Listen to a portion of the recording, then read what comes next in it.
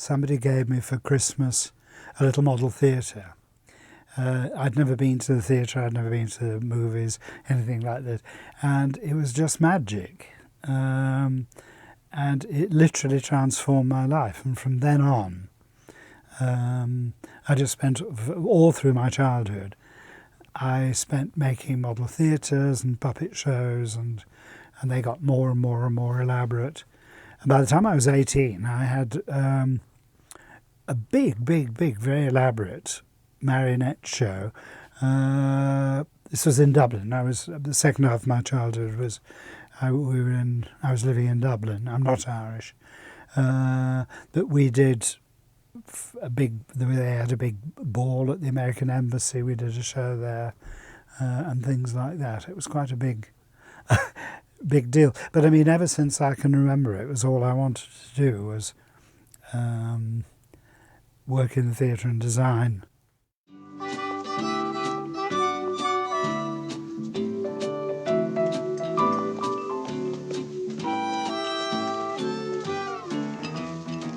How did I become involved in Death on the Nile? I was thinking about this, and I haven't the faintest idea.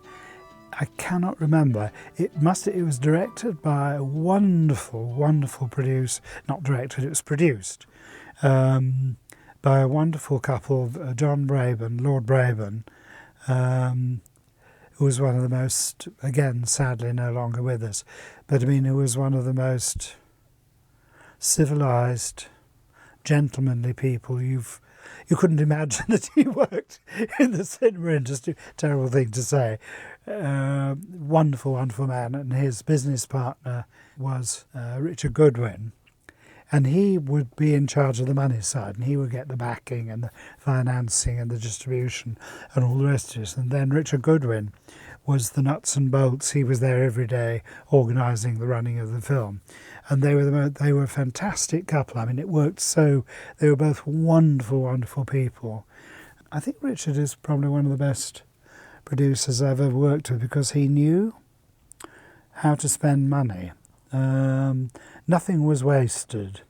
There were no huge limos and things. Everybody got shunted around. Everybody from top to bottom was beautifully looked after, not just the actors and the stars, but I mean, all of the crew as well. We were all beautifully looked after. If we were on location, we stayed in very nice hotels, we were beautifully fed and all the rest of it. But, there were no chauffeur-driven limos for the stars and all the rest of it. Everybody travelled in saloon cars. The money was spent where it mattered, which was on screen. He really understood how to spend money, which is a rarer quality than you would think.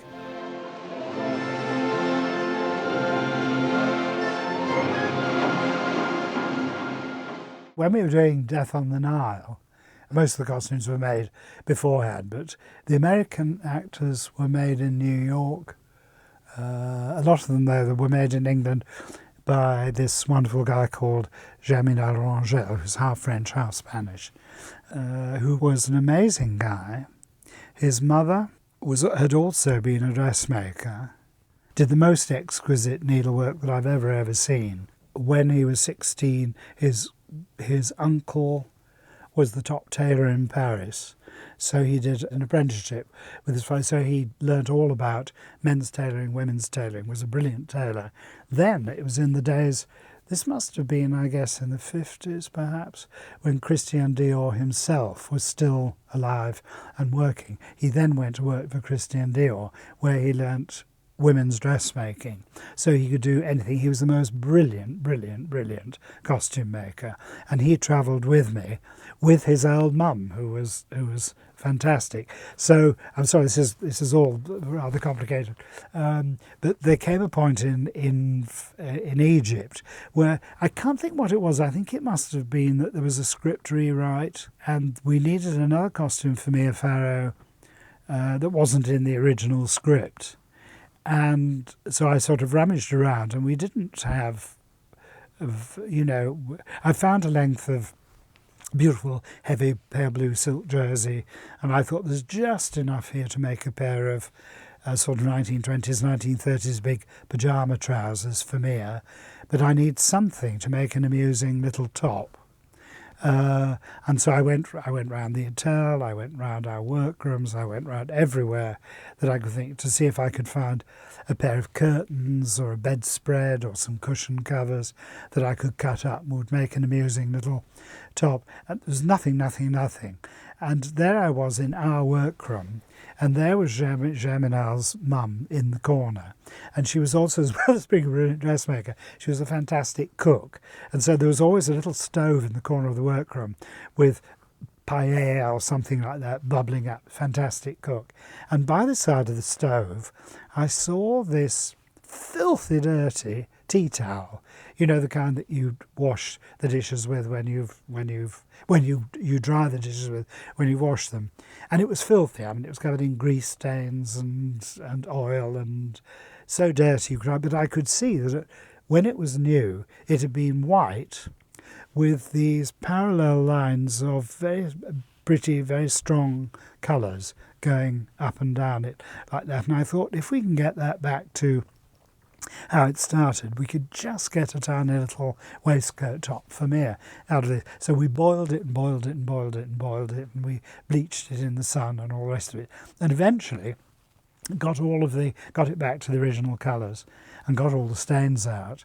And he made this little waistcoat thing. So Mia came in for fittings, and she put on the trousers and this little waistcoat, and I have a big straw hat. And she said, "Oh, I like this." She said, "This is very pretty. I love this little waistcoat." But she said, "Have you been eating garlic?" She said, "This is very strong, so I can smell it, very strong smell of garlic." And I said, "No, I can't smell any garlic." Totally lies. And it was this wretched tea towel. And to the end of the film, we boiled it and boiled it and boiled it. Nothing would break. It still smelt of garlic until the end of shooting. If you think I'm suffering, you're quite wrong. Actually, I'm rather enjoying myself. Yes, your pleasure is the very worst part of it, mademoiselle. Mia was doing a film with Robert Altman called The Wedding in Chicago. And Mia was a natural blonde. And I think there was another star in Altman's film, a woman who was very, very blonde. He didn't want two blondes. So he changed Mia's hair colour to this very, very pretty sort of coppery, strawberry blonde colour. Very, very pretty. And when I saw it, I thought, well, I like that, and that would work very well for the character she's playing in Death on the Nile, because she finished the Altman film and came straight over to England. There was I didn't have time to get it back to, her natural blonde colour. And anyhow, I loved the colour that it was, and I thought it was good for the character she's playing in the thing.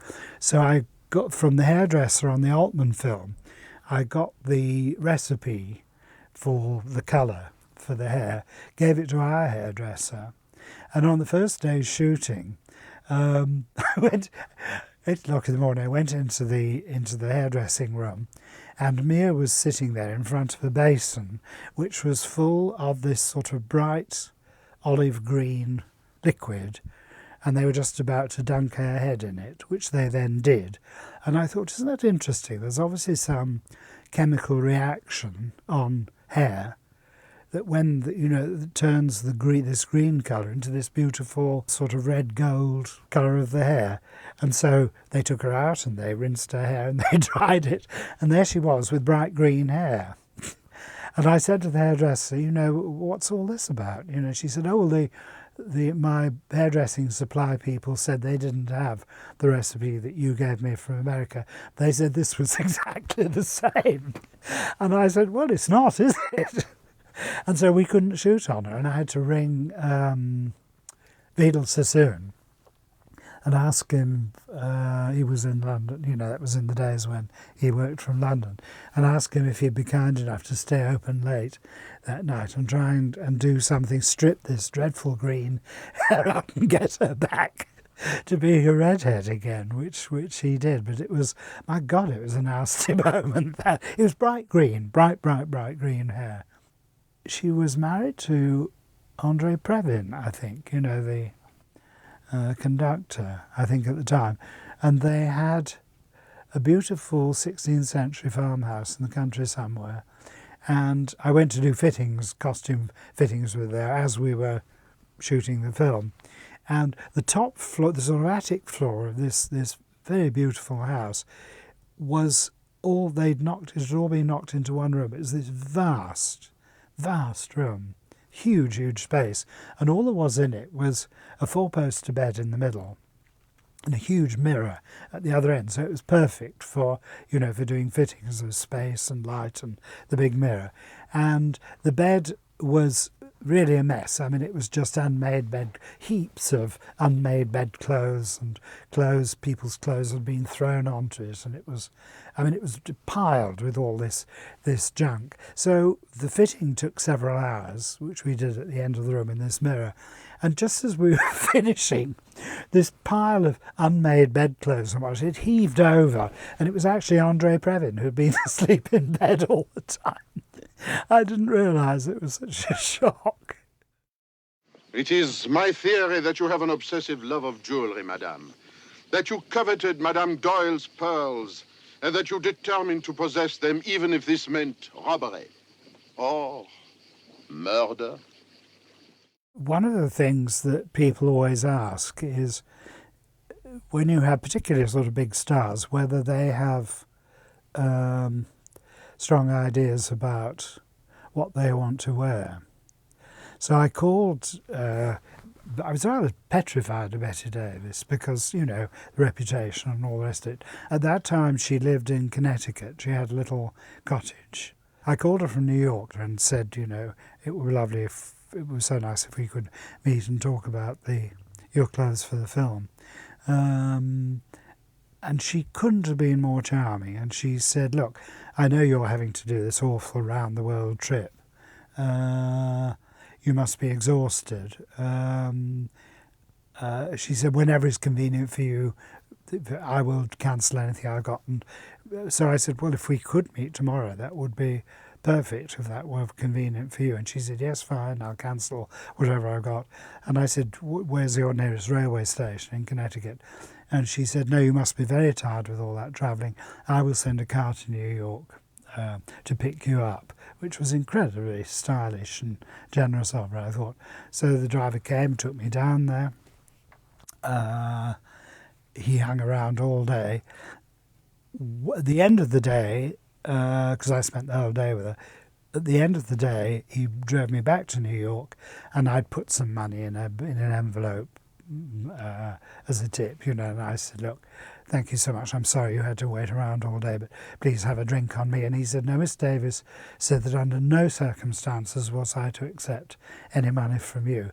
And I thought that was so stylish and generous. I thought, anyhow, we got to the cottage in the morning, and it wasn't film starry at all. It was pretty. It was a 2-story, very simple, very, very pretty little cottage in the middle of a wood, stream running through the grounds. It was very, very, very pretty indeed. All the windows were open. As I went down the path, I could smell coffee being brewed and cookies having been baked. You could smell it from as I walked down the path. Rang the front doorbell. She answered the door, and she'd obviously gone to a lot of trouble to put herself together to meet me. She was wearing a very nice dress, the wig, which she always wore wigs. The wig was beautifully done, all the rest of it. And it was very flattering, that she'd gone to all that trouble to make a good impression.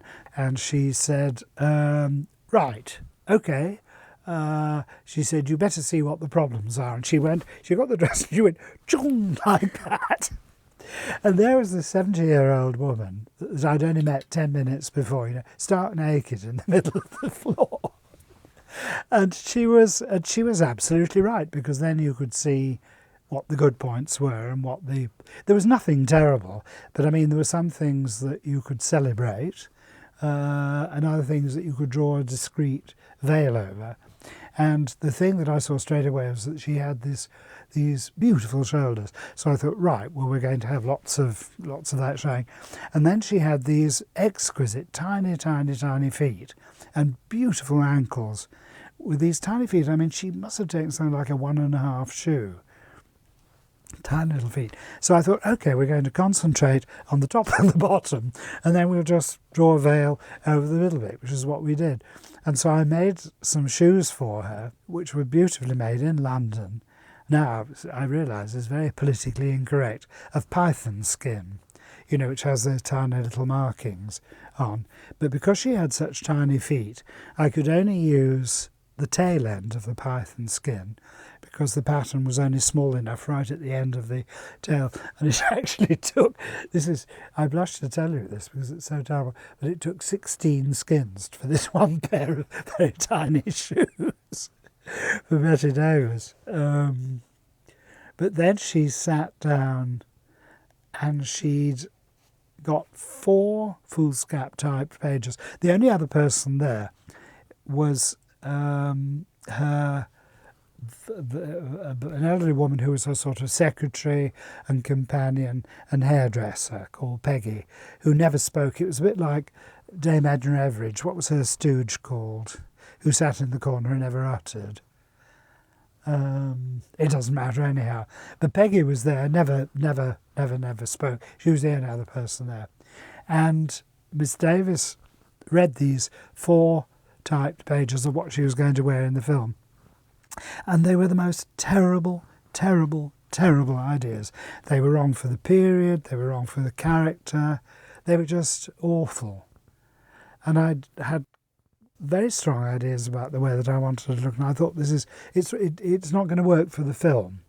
It's not going to work for the film. And what can I do? This is a very difficult situation because the director and the producer are not going to meet her until she actually shoots on the set. It's just me. And then she said, a couple of years ago I was going to do a musical in New York, and she said I had the best wig maker in New York to make this wig for me that was never used. So Peggy here has dressed it in the style that I shall wear it in the film.